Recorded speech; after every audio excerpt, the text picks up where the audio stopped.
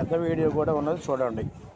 Hi friends, మిరపకాయ బజ్జీలు వేసుకుంటా కావాల్సినవి మిరపకాయలు, శనగపిండి ఇలా కలుపుకోవాలి.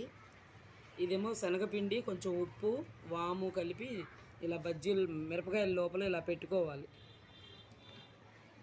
ఈ విధంగా పెట్టుకోవాలి.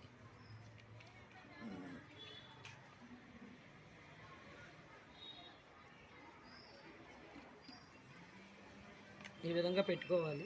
పెట్టుకొని నూనె కాగనిచ్చి నూనెలో వేయాలి.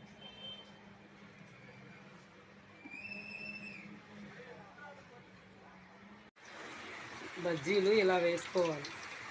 నూనె అలా కాగిన తర్వాత బజ్జీలను ఇలా వేయాలి. పిండిలో ఇలా ముంచి ఇలా వేయాలి.